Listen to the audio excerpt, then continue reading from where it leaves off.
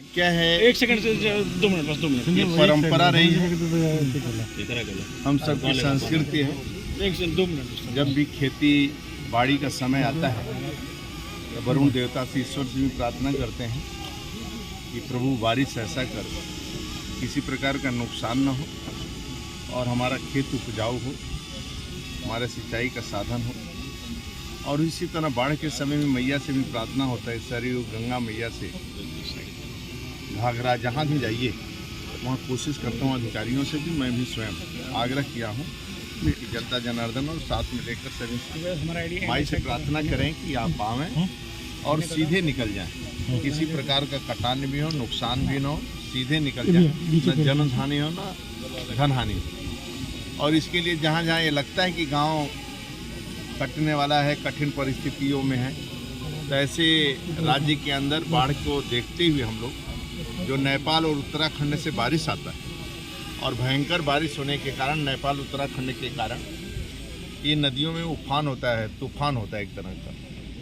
आप देखे होंगे इस बार भी, अब जुलाई के फर्स्ट वीक में कभी बाढ़ नहीं आता है, लेकिन उत्तराखंड और नेपाल में बारिश होने के कारण राप्ती और ये हमारी जितना बनमसा डैम था, ये सभी में 4 लाख क्यूसी पानी हमें छोड़ना पड़ा, जिसके कारण राप्ती में भी 28,000 चल रहा था, एकाएक पानी लाखों में हुआ, क्यूसी बहने लगा, जिसके कारण वहाँ फंसे हुए ऐसे 12 महिलाएं, बच्चे, पुरुष एक परिवार के पर्वत तोड़ने गए थे। और वह एक धारा चल रहा था, जैसे इसमें पहले एक धारा, 2 धारा यहाँ चल रहा है, उसी तरह राप्ती में भी एकाएक पानी आने के 1 लाख के ऊपर आने के कारण 2 धारा चलना और सभी फंस गए बेचारे। लेकिन एक महिला ने मोबाइल 100 नंबर पर डायल किया तो पुलिस वाला तुरंत आया और 2.5 घंटे में मोबाइल पर कहा कि तुम टार्च जलाओ, तो अपना टार्च जलाया, तो जिसके कारण 2.5 घंटा लगा ढूंढने में। फिर डीएम-एसपी पहुँच गए, एनडीआरएफ की टीम और ये पीएससी की टीम पहुंचने के बाद सभी बच्चों के परिवार को, लोगों को सुरक्षित लाए। इसलिए आदरणीय योगी जी, राज्य के मुख्यमंत्री, श्रावस्ती पहुंचकर पीएससी वालों को और वो लोगों का भी सम्मान किया। यहाँ भी हमारे राज्य के अंदर 338 परियोजनाएँ चल रही हैं बाढ़ को लेकर, और सभी हमारी परियोजनाएँ लगभग पूर्ण हो चुकी हैं। जहाँ जहाँ हमारी परियोजनाएँ बनी हैं उस स्थान पर यदि भयंकर बाढ़ आएगा तो अलग विषय है, नहीं तो उस गाँव को हम इस बार सुरक्षित रखेंगे और उस स्थान पर कटान नहीं हो पाएगा। बलिया के अंदर भी हमारे लगभग 12 के आसपास परियोजना चल रही हैं, गंगा, सरयू और ये टोंस पर भी एक परियोजना है। वह सभी परियोजना हमारी लगभग कंप्लीट हो रही हैं और लगता है यहाँ आप भी देख रहे हैं इस परियोजनाओं को, जिसके कारण मैं इस गाँव को, आसपास के जितने गाँव हैं, जो आबादी हम बचा लेंगे। इसी कारण हम भी निकले हैं।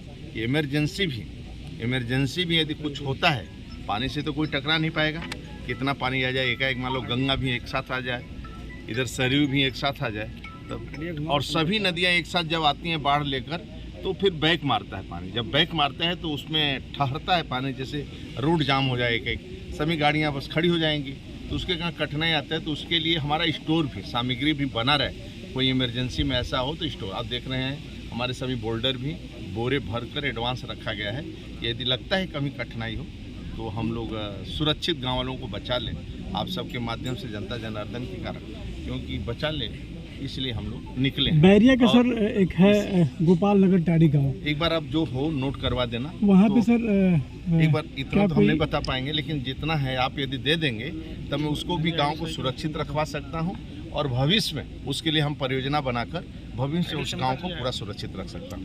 हमारे एक्सीएन हैं, यहाँ एसी चीफ भी हैं, लेवल 1 भी आए हैं, तो आपको लगता है तो ऐसा आप लिख कर दे देंगे तो मैं उसको भविष्य में उसको कर लूँगा। अब इमरजेंसी है तो उसको भी बता देंगे, तो इमरजेंसी भी कोई काम करना, गाँव किसी को बचाना है तो उसके इमरजेंसी के लिए क्या कर सकते हैं, उसके लिए भी परियोजना बना देंगे। सर, जहाँ खड़े हैं अभी सामने पुल जो दिख रहा है 2016 से ये लंबित है, अभी तक आज तक नहीं बना, क्या कारण है? तो 16 से नहीं बना तो आगे भी आप ही चाहोगे तभी बनेगा। लेकिन इसकी परियोजना क्या है, इसका क्या बना है, मेरे नॉलेज में, जानकारी में नहीं, मेरे जानकारी में नहीं है।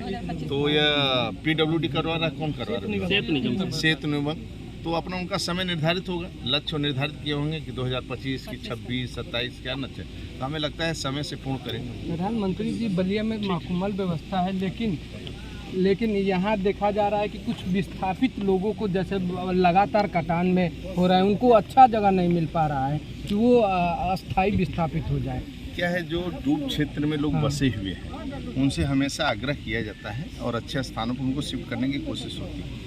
सरकार का निर्देश भी है कि ऐसे लोगों को प्रधानमंत्री आवास और मुख्यमंत्री आवास में उपलब्ध करवाया जाए। ऐसी यदि कोई जानकारी आती है तो आपने चर्चा किया, मैं डीएम से एक बार बात करूंगा और बाकी संबंधित अधिकारी से भी चर्चा कर लूंगा।